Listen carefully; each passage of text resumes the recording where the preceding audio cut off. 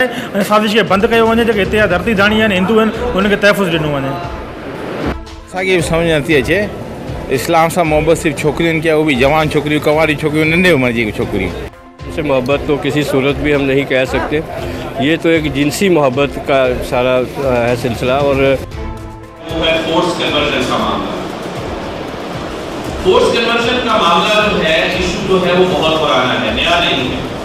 ये कई मरतबा पहले भी जो है वो बड़ी तेजी के साथ जो है वो उभर कर सामने आया है, लेकिन गुज़श्ता तकरीबन कराची सिंध अंदर हिंदुनि सां नाइंसाफ़ी ऐं नंढे उमिरि जी छोकिरियुनि खे अगवा बाद शादियूं कराइण ऐं संदसि वालिदैन सां न मिलण ते रवादारी तहरीक कराची पारां गुज़िरियल ॾींहुं कराची प्रेस क्लब में प्रेस कॉन्फ्रेंस कई। रवादारी तहरीक जे अॻुवाण पारां हिंदू न्याणियुनि खे अगवा बाद जिबरी मज़हब मटाइण ऐं फ़ौरन शादियूं कराइण ते रवादारी तहरीक सां मुख़्तलिफ़ मज़हबनि सां वास्तो रखंदड़नि कराची प्रेस क्लब पहुची प्रेस कॉन्फ्रेंस कई।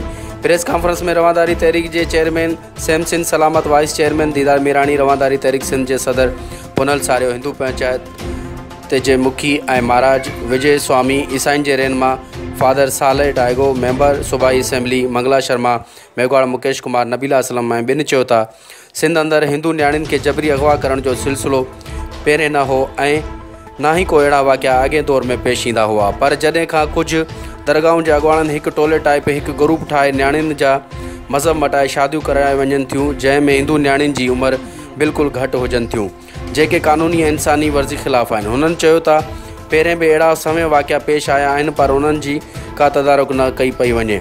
जेकॾहिं का छोकिरी इस्लाम सां मुतासिर थी इस्लाम क़बूल करे थी त छा बाद में जेको छोकिरो उन हिंदू न्याणी सां शादी करे थो पहिरें उन में इस्लाम जा समूरा तक़ाज़ा पूरा आहिनि या न। वधीक उन्हनि चयो त ताज़ो रवीना ऐं रीना जे वाक़े में बि अहिड़ा ई असर आहिनि।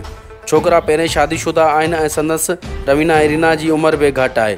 जॾहिं त असांजी तहक़ीक़ में रवीना ऐं रीना स्कूल पढ़ंदियूं ई कोन हुयूं, जॾहिं त उन सर्टिफिकेट कूड़ा ॾेखारिया विया आहिनि ऐं संदसि मियां मिठू जो चवणु आहे त मुंहिंजो इन केस सां को वास्तो न आहे, त पोइ हू इस्लामाबाद जे कोर्ट में छा पियो करे। वधीक उन्हनि इल्ज़ाम लॻाईंदे चयो था अहिड़नि गादी नशीननि ख़िलाफ़ बि क़ानूनी कार्रवाई कई वञे ऐं उन्हनि खां पोइ पुछा कई वञे त बाद में उन्हनि छोकिरियुनि सां कहिड़ो ज़ुल्म थिए थो। अहिड़नि वाक़िअनि ते तहरीक रवादारी कराची पारां सख़्तु लफ़्ज़नि में मज़म्मत कई ऐं संदसि इंसाफ़ जी अपील कंदे चयो था हिंदू मेघवाड़ रवीना ऐं रीना खे फ़ौरन बाज़ियाब करायो वञे ऐं मुलविस जवाबदारनि खे सज़ा ॾिनी वञे, मासूम न्याणियूं वारसनि हवाले कयूं वञनि।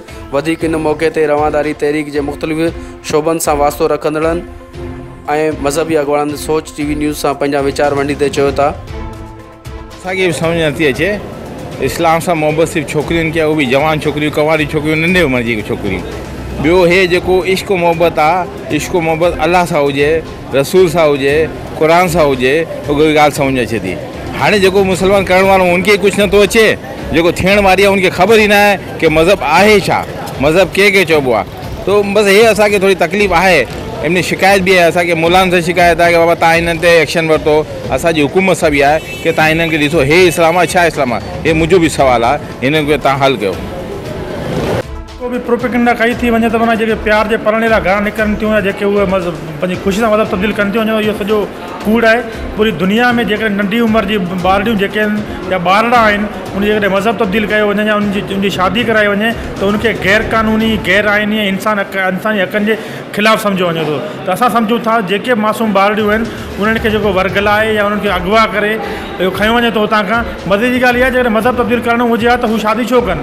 ॿारड़ियूं आहिनि मज़हब खे पढ़नि, उन खानका में वेहनि, मुफ़्ती थियनि, माना जो क़ुर शरीफ़ पूरो पढ़नि, क़ुर जो हाफ़िज़ा थियनि न, हो हिकिड़ी राति अचनि थियूं मज़हब तब्दील थियो, ॿिए राति जेको आहे हुननि जो जेको आहे सो शादी थी वञे ऐं शादी बि उन्हनि जी जेका थिए थी उहा बि ॿिनि ॿारनि जे पीउ या टिनि ॿारनि जे पीउ खां, छो उन्हनि खे उनजी उमिरि जो जेको मुड़ुसु नथो मिले। त असां सम्झूं था हीअ पूरी प्री प्लानिंग हिकिड़ी साज़िश आहे ऐं साज़िश खे बंदि कयो वञे, जेके हिते धरती दाणी आहिनि हिंदू आहिनि उनखे तहफ़ुज़ ॾिनो वञे। ये आज से नहीं बहुत सालों से चल रहा है और मैं ये समझता हूँ कि ये जो कम एज की बच्चियों के साथ खसूसी तौर पर ये किया जा रहा है ये सरासर गलत है।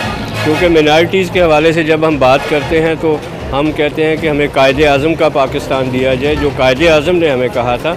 यहाँ मिनॉरिटीज़ को मैं समझता हूँ कि कमज़ोर समझ के जहाँ मर्ज़ी जैसे मर्ज़ी कर दिया जाता है, ये सरासर गलत है। और हमारे जो उलमा काउंसिल है उनको बैठना चाहिए हमारे मजहबी रहनुमाओं के साथ और बैठ के इसका कोई बेहतर हल निकालना चाहिए। क्योंकि हम पाकिस्तानी हैं, हम कोई बाहर से नहीं आए, तो हमारी बच्चियाँ पूरे पाकिस्तान की बच्चियाँ हैं और हम सबको मिलकर इसके लिए सोचना चाहिए।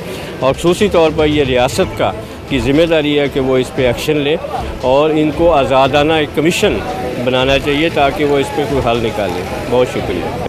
बागी सागर पवार, सोच टीवी, कराची।